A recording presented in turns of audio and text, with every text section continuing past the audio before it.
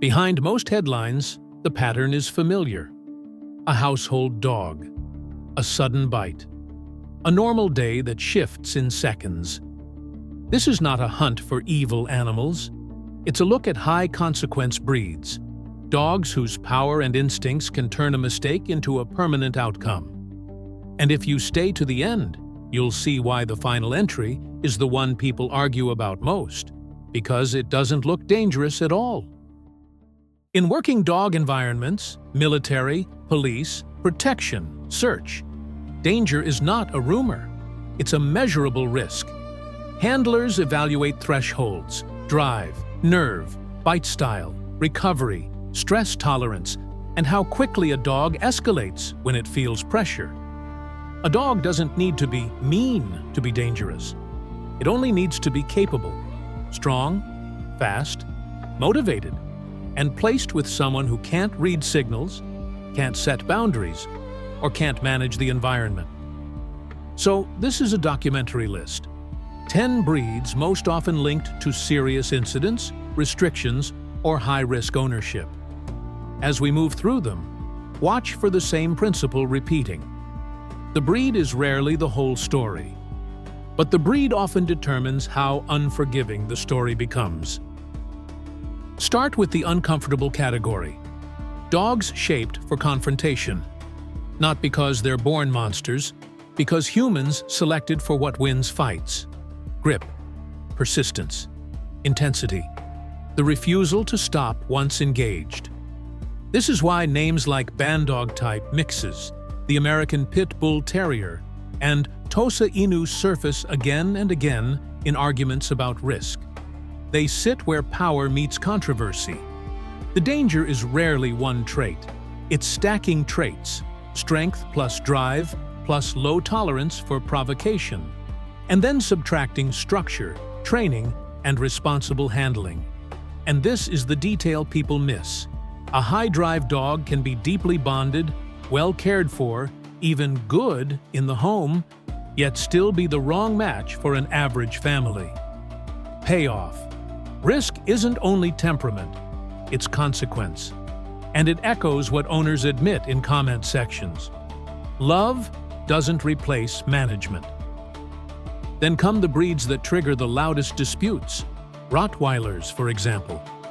They're used as working dogs worldwide for reasons that are not mysterious. Stable power, guarding instinct, confidence under pressure. But those same qualities become liabilities when the handler isn't prepared. This is where many videos reach for statistics, because numbers sound final. They can end an argument before it starts. But audiences resist that, and you can hear it immediately. Show your sources. Define your terms. Don't confuse size with aggression. Still, one point remains difficult to dismiss. Certain breeds can cause severe damage quickly. So, when fear, weak boundaries, or mishandling enters the picture, the margin for recovery narrows. Mini payoff. Traits that make a dependable guardian can make a bad situation catastrophic. And the comment-driven truth returns in plain language. Any dog can bite, but not every dog carries the same consequences when it does. Now widen the frame. Some breeds were built like living fortresses. Presa Canario, Neapolitan Mastiff, Fila Brasileiro, heavy bone, dense muscle, strong territorial instinct. These dogs often aren't frantic. They can be quiet, observant, still. And that stillness misleads people. Because the risk with a true guardian breed is not constant aggression. It's the speed of escalation once the dog decides something is wrong, and the confidence to act on that decision. They were selected to hold ground, to distrust strangers, to protect home, herd, or family, sometimes without waiting for permission. In a professional context, that can be an asset if the handler has control, experience, and clear rules. In a typical neighborhood, it becomes friction. Visitors, delivery drivers, kids running past a fence, guests who don't understand boundaries. Mini payoff. A calm dog can still be dangerous if its job description is protection, and no one rewrote the contract. And this is also where credibility matters. When creators mislabel breeds, mismatch footage, or exaggerate claims like untrainable, the audience notices, and the chance to educate collapses with it. Not all risk looks like guarding. Some breeds were engineered for pursuit. Fast decisions, physical commitment, and the stamina to keep going. Dogo Argentino is often discussed in this context. Athletic, determined, built for large game hunting. In the right environment, with skilled ownership, that can be impressive. In the wrong environment, prey drive turns everyday life into a sequence of triggers. Small animals, sudden movement, tight spaces, leashes, noise, barriers. That doesn't make the dog bad. It makes the dog specific. And specificity is where many homes fail. Mini payoff. When instincts don't match the environment, you don't get one problem. You get the same problem, repeatedly. Now the category that changes the tone. Wolf dogs. This isn't only a breed discussion, it's an ethics discussion. Hybrid animals can carry unpredictable behavior, fear responses, flight instincts, territoriality, and a relationship with confinement that domestic dogs simply do not share in the same way. In professional settings, systems can be built around risk. In homes, people try to solve biology with affection. It doesn't work that way. Mini payoff. Some animals are not hard dogs. They are the wrong species of responsibility. And then the final entry, the one that sparks the most arguments. Chow chow. Fluffy. Quiet. Almost ornamental. That contrast is exactly why it lands as a twist. Because for some families, the risk is not power, it's predictability. A dog that dislikes intrusive handling, resents rough attention, and will not tolerate boundary violations can become dangerous around children, especially when kids treat the dog like a toy. Mini payoff. Danger doesn't always look like a weapon.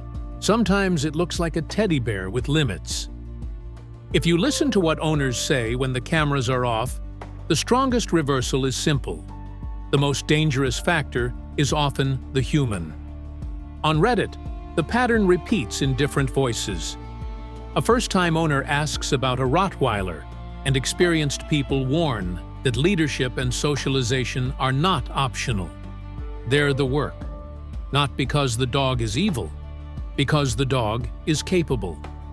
A longtime owner describes life with a pit bull when a new baby arrives, how household stress changes everything, and management becomes a daily discipline, not a weekend idea.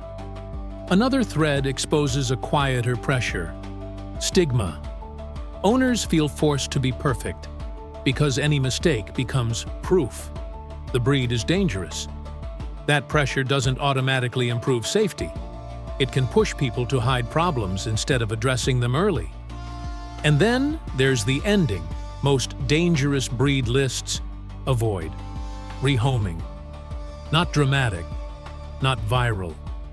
A family admits they underestimated the workload of a powerful guardian-type dog and returns the puppy because pretending would have been worse. You see the same reality in shelter stories. Large, powerful dogs abandoned with notes that read like confessions. Good dog, wrong situation. But the counterweight matters too, because there are also real accounts of so-called dangerous dogs showing extraordinary pro-social behavior, helping, protecting, staying steady when humans fail. So the only honest conclusion is this: these breeds aren't bad. They are high consequence, and that demands high-quality ownership, or it demands a different choice. If you want a mature way to think about this list, set aside the word dangerous. Replace it with a harder question. How much risk can your life absorb if you are wrong? A dog doesn't inherit only a body. It inherits a history, what it was bred to do, what it was rewarded for, what rises under pressure. And you inherit something as well, responsibility, not just to your home, but to the animal you bring into it. So here is the question that decides everything before the dog ever arrives. When you imagine your future dog, are you choosing the dog you admire or the dog you can truly manage?